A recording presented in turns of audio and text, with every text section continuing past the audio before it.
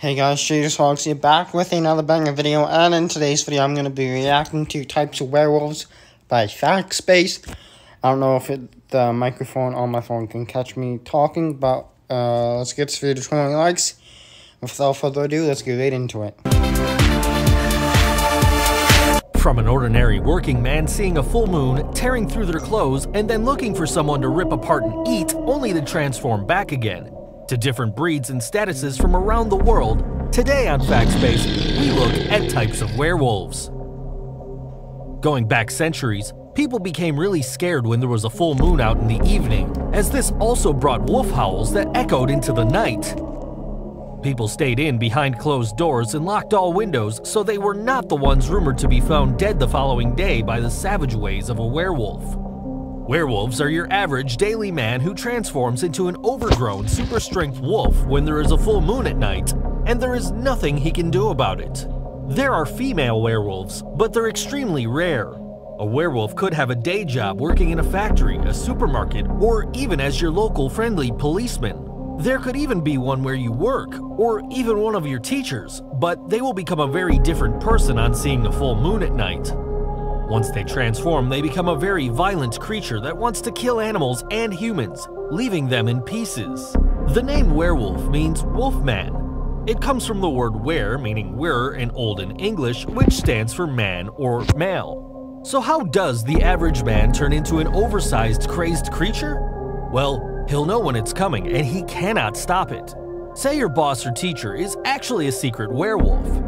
If there's been a near full moon during the week, he'll have been anxious, with the creature inside ready to come to life. When the night comes that a full moon appears, just before the very last part of the moon shows, he'll find somewhere secluded and out of the way. Once the full moon hits, he'll face towards it and start to helplessly transform. His clothes will rip as he outgrows them and becomes covered with fur. His hands will become claws and his teeth will grow into sharp fangs to bite into someone. His shoes will rip open too. As he starts to develop a deep angry snarl, this painful process continues as his face becomes that of an overgrown wolf.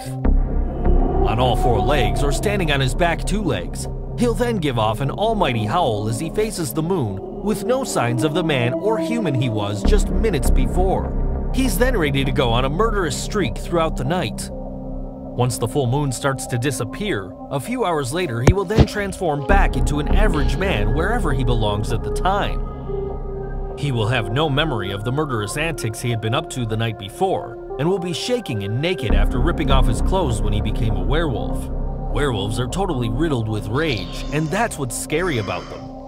Even more scary is that the rage is mostly directed at innocent humans, and a lot of people that are werewolves are the innocent, everyday type of person before they change. But is there any way of spotting a werewolf before they change and are living as a normal human in daylight? Well, in the 16th century, it didn't take much for someone to accuse you of being a werewolf, and some of the symptoms are still mentioned today. Some people overreacted, as back then, all it took was really to look different. The color and shape of your eyes, eyebrows meeting in the middle, and your index and middle finger being the same length. Even pointy ears could have gotten you investigated by the general public, and if you were a hairy person in general, then you were an auto suspect, especially if you had hairy hands and feet. A lot of these symptoms are said to have been 16th century fears, as in this day and age we live in now, any busy place would have people with the above symptoms in general, unless they're werewolves and we're just used to them. So how do you become a werewolf? Well, if you do want to become a psychotic furry monster, then you're in luck, as there's a few ways. One is being bitten by a werewolf. A bit like a vampire, but with a werewolf it's just one bite, and that's if you survive the attack. Another is a wolf skin. It is said that you can become a werewolf by wearing the skin of a wolf that must have been provided by the devil himself in exchange for your soul. The skin has to be hidden in a tree trunk, and when the full moon comes out, the devil-owned wolf skin will make you into a real werewolf with the same powers. Scandinavian, French, and German people who were in the know are said to be able to change into a werewolf by using a magic ointment that consisted of the blood of a bat, the fat off of a dead cat, mixed with opium and aniseed. Another supposed method of turning into a werewolf was to eat a wolf's brain and also drinking water from the footprint of a wolf's paw. This was not a choice, it was a way of turning you into a werewolf against your own will, by whoever that may be.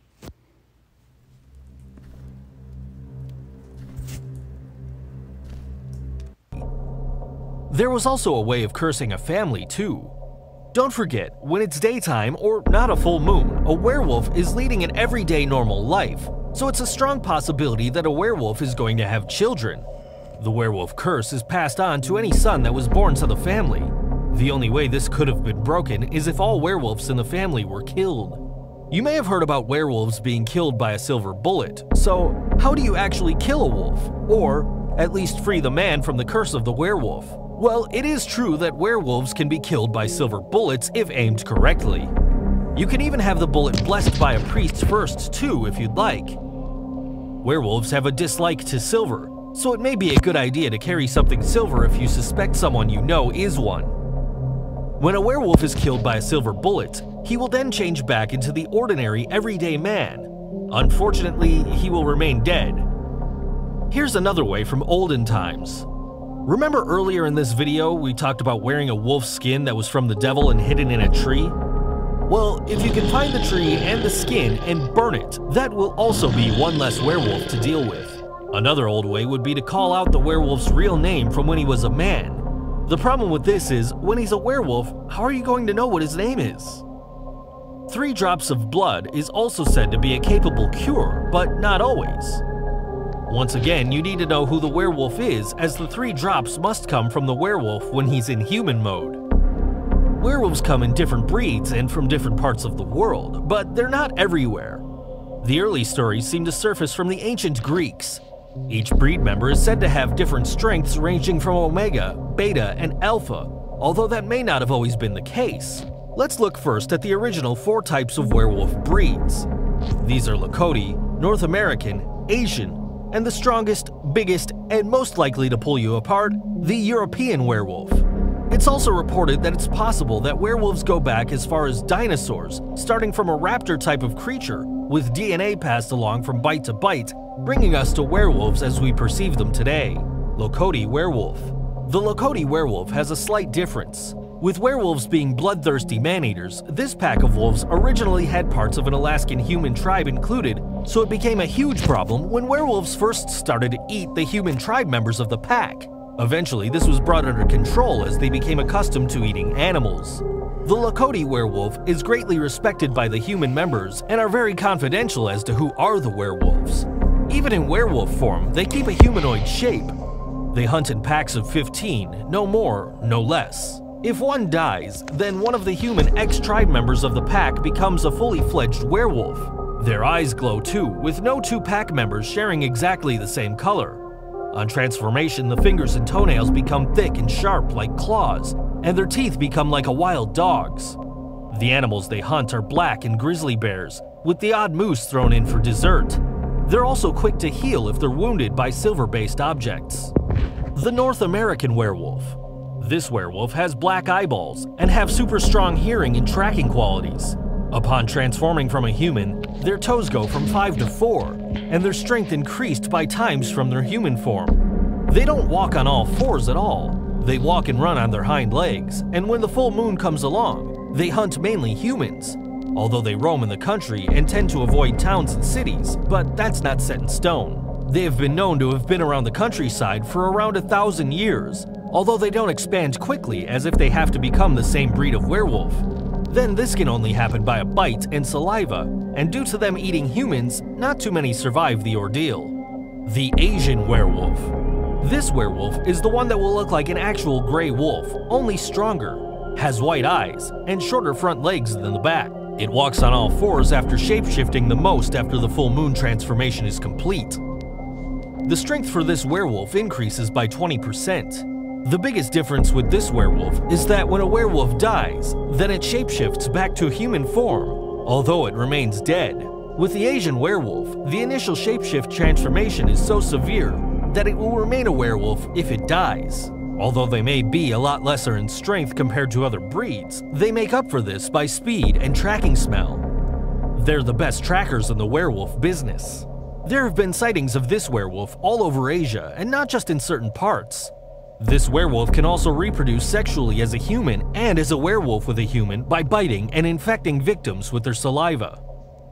The European werewolf. Running into any werewolf is going to be an unpleasant experience, and maybe your final one.